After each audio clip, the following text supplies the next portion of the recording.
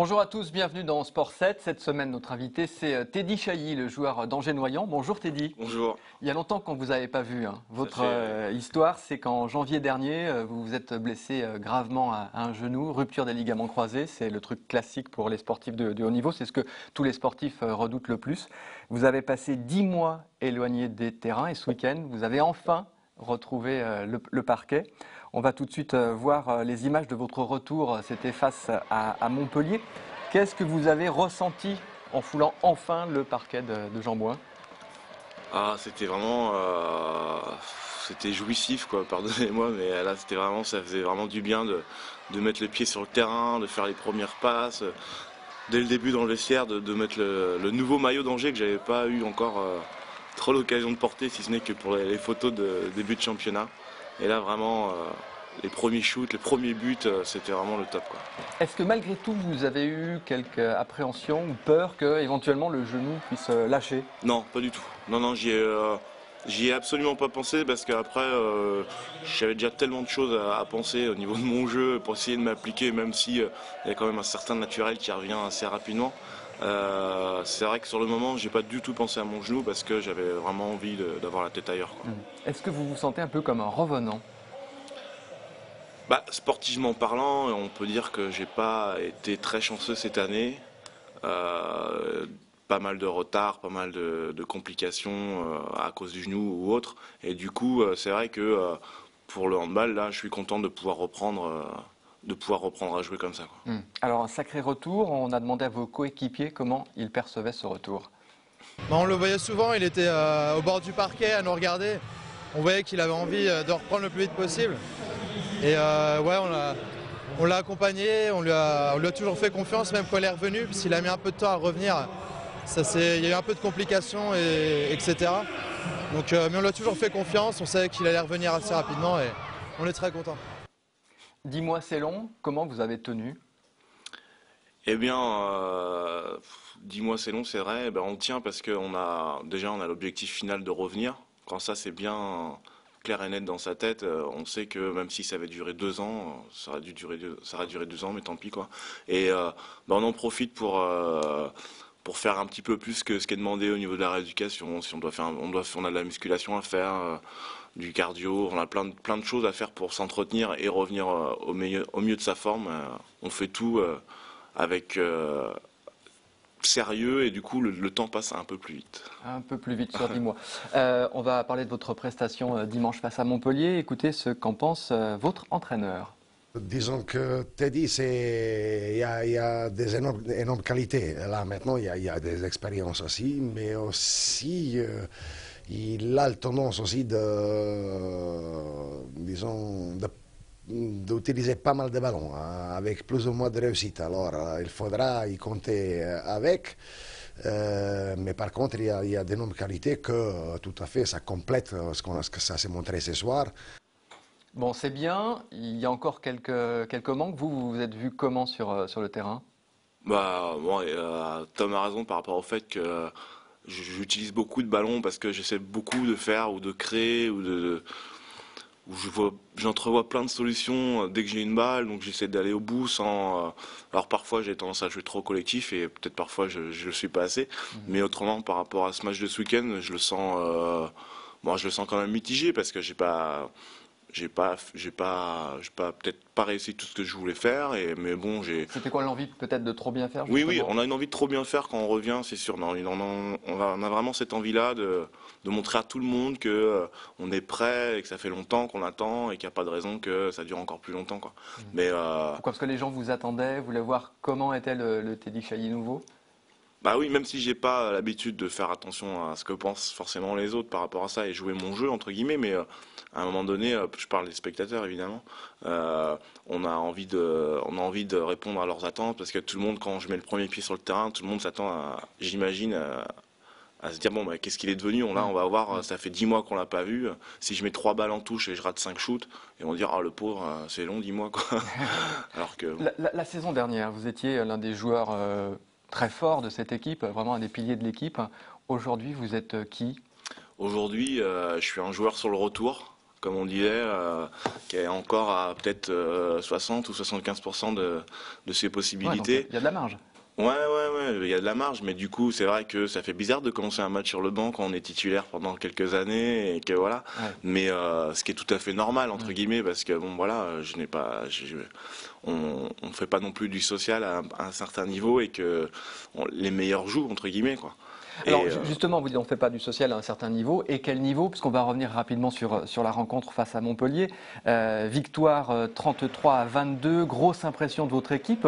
Angers Noyant qui est aujourd'hui leader de la Nationale 1. Frédéric Anctil, l'entraîneur de Montpellier, a dit que c'était tout simplement la meilleure équipe de Nationale 1 cette saison.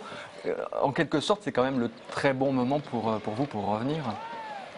ouais, ben, le bon moment, c'est sûr, c'est le fait d'être dans une spirale de victoire où où l'équipe fonctionne bien, l'équipe tourne bien et que forcément il y a plus de place pour un joueur qui vient d'arriver dans le groupe.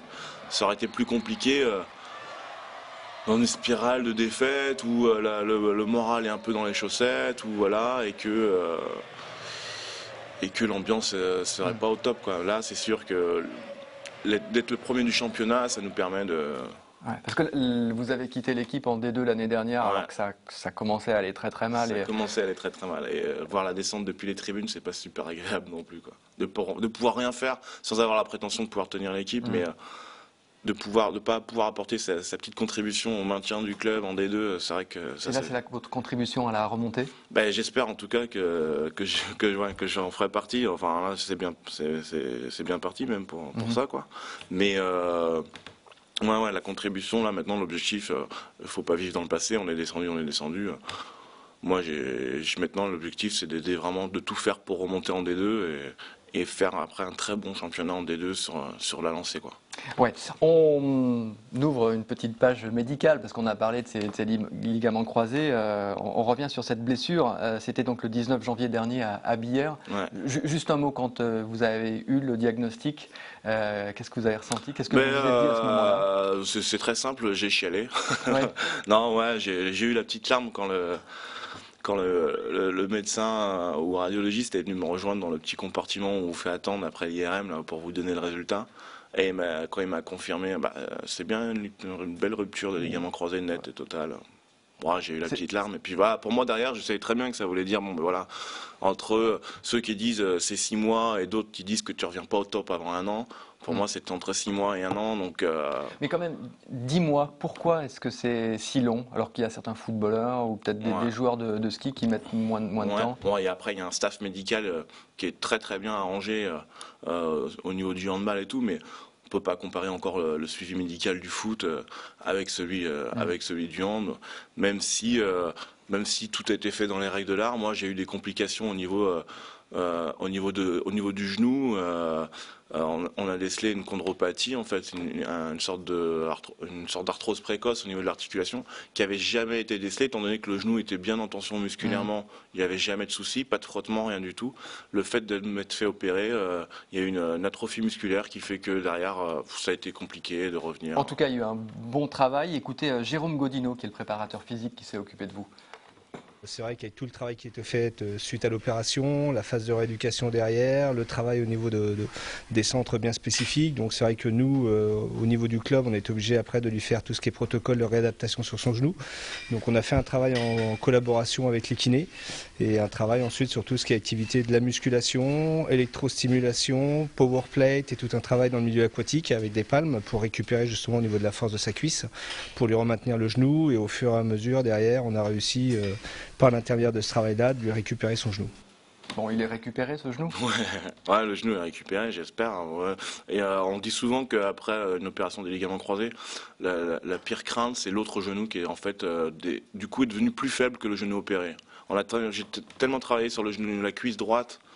Alors, on va vous voir travailler justement en musculation. Est-ce que ça veut dire que pendant ces 10 mois, vous avez vraiment beaucoup bossé, qu'aujourd'hui, vous allez être encore plus attentif à à votre physique? Ouais, inconsciemment, on est forcément plus attentif aux petits signaux. Et puis, on sait très bien que les ligaments croisés, à un moment donné, ça peut être aussi dû à un manque d'étirement, à une déficience musculaire entre la chaîne antérieure et la chaîne postérieure, entre devant et derrière. Donc, du coup, on est attentif. Quand on fait de la musculation, on fait bien attention à muscler tous les muscles et les antagonistes, quoi. On dit que le vélo, ça s'oublie pas. Le hand, après 10 mois, ça s'oublie pas du tout? Ou Ouais. est-ce qu'il va encore vous falloir du temps pour vraiment retrouver tous les automatismes? Non, je pense que ça s'oublie pas. Maintenant, ça s'oublie pas, mais c'est un peu tôt encore pour dire que tout est bien revenu. Et je pense que d'ici, ça fait un match. Il y a encore un match important la semaine prochaine contre une des deux. Faire un bon match contre une des deux, ça serait pour moi me réconforter dans le fait d'avoir retrouvé un niveau acceptable, en tout cas pour moi, quoi. Donc, je pense que non, à long terme, tout revient avec de l'entraînement. De toute façon, ça s'oublie pas, quoi. Rapidement, en plus, vous n'avez pas eu trop de chance parce qu'il n'y a pas longtemps que vous vous êtes fait mal à un œil. Ouais, ben Vous auriez peut-être pu recommencer j'aurais dû plus reprendre tôt. la semaine dernière, pardon. Ouais. J'aurais pu éventuellement aller à Valence après des entraînements corrects. Et malheureusement, à l'entraînement, j'ai pris le doigt d'un partenaire dans l'œil et ça m'a arraché un peu le cornet. Et du coup, je me suis retrouvé aux urgences et 4 jours chez moi dans le noir à pas pouvoir revoir. Bon, et 2008, on oublie, hein. Ouais, j'arrête pas de le dire vivement 2009 parce que là, 2008, ça commence à faire beaucoup. Très beaucoup. Dernière question. L'année prochaine, l'équipe remonte en D2. Vous y êtes? Vous vous voyez continuer? Ah oui. Non, ouais, bien sûr. Même si ça ne devait pas arriver, mais je le souhaite de tout cœur de toute façon.